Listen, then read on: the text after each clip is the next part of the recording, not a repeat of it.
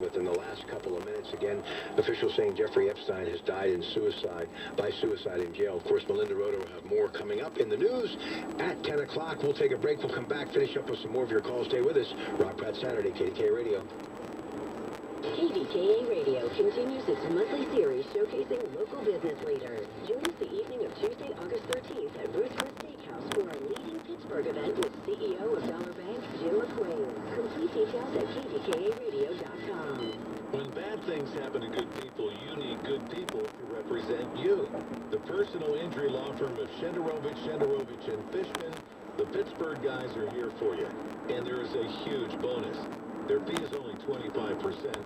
Almost all other firms charge 40%. The savings is huge. You don't have to be a math wizard to figure that out. So on $1 million settlement, you would get an additional $150,000 with Shenderovich, and Fishman. And they handle all kinds of accidents. Trucks, cars, work, even dog bites. All accidents involving serious injuries